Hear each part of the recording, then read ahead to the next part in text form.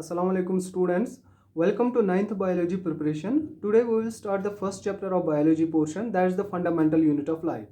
In this chapter we have to study about a cell, its discovery, and then we will talk about cell theory, unicellular and multicellular organisms, and then shapes of cells. First let me make you understand what is fundamental unit.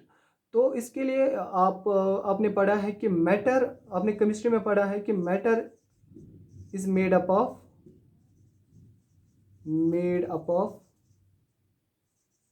small atoms.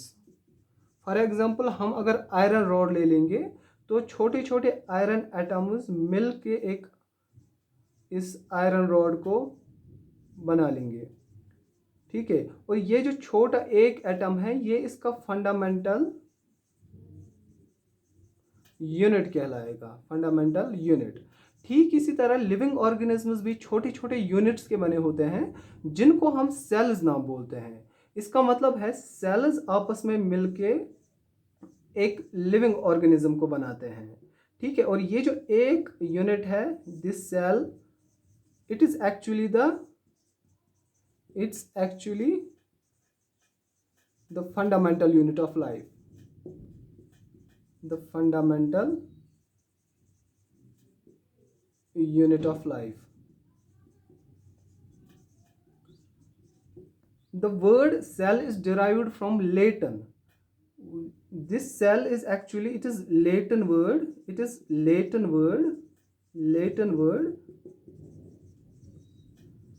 which means small room, ठीक है। Now we will talk about its discovery. कैसे cell की discovery हो गई इसके बारे में हम पढ़ेंगे। इन 1665 रॉबर्ट हुक ने अपने माइक्रोस्कोप के अंडर कॉर्क सब्सटेंस को देखा, कॉर्क सब्सटेंस को अपने माइक्रोस्कोप के अंडर देखा। जो पहले ज़माने में माइक्रोस्कोप हुआ करता था उसी के अंडर उन्होंने कॉर्क को ऑब्जर्व किया। कॉर्क एक सब्सटेंस होता है जो बार्क ऑफ ट्री से निकलता है, it's obtained from bark of tree. उन्होंने कुछ ये ऑब्जर्व किया कि ये जो कॉर्क है ये कुछ हनीकॉम्ब स्ट्रक्चर लाइक से बना है,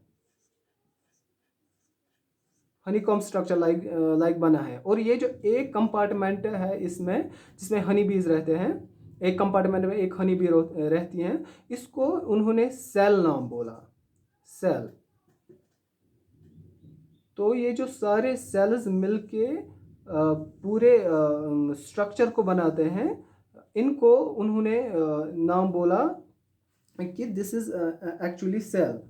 हो गई इसकी डिस्कवरी इन 1665। लेकिन ये जो कॉर्क उन्होंने इसकी डिस्कवरी की ये एक डेड सेल थी, ये डेड सेल्स थे।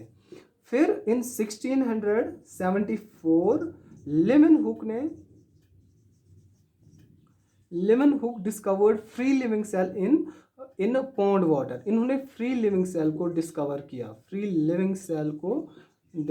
किया इन पॉन्ड वाटर, ठीक है। अब let's talk about cell theory. Cell theory it is very important. ये 3 साइंटिस्ट्स ने दी थी। एक तो Schleiden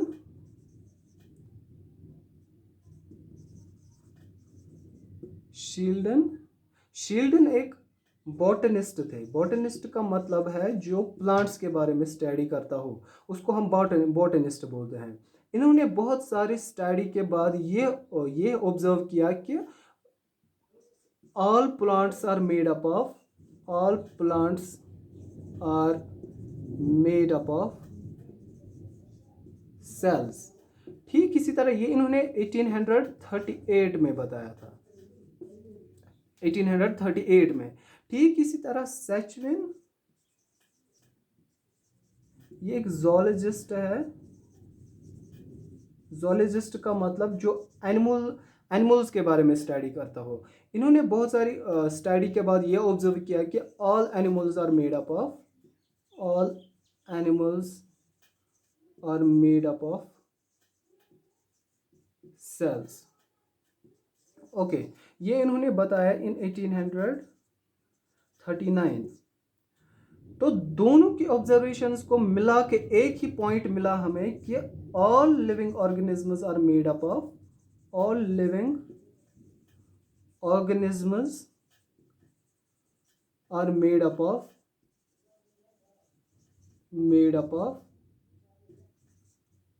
cells and cell products। Cell products मतलब जो सेल्स प्रोडक्ट्स बनाती हैं उनसे लिविंग ऑर्गेनिजम्स बने होते हैं।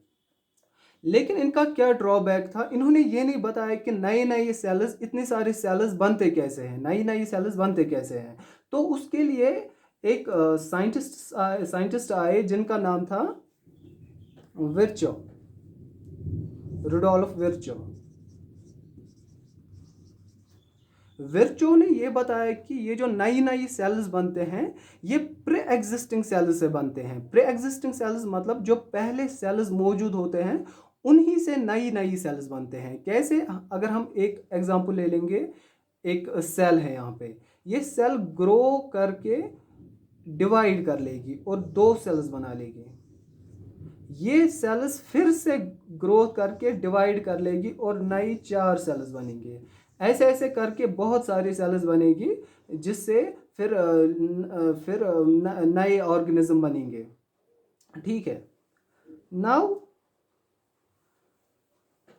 हमें 2 पॉइंट्स मिले सेल थ्योरी से कि all living organisms are made up of cells. Living organisms are made up of cells are made up of cells and living organisms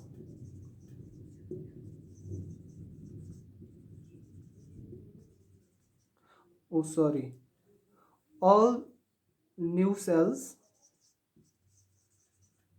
arise from pre-existing cells।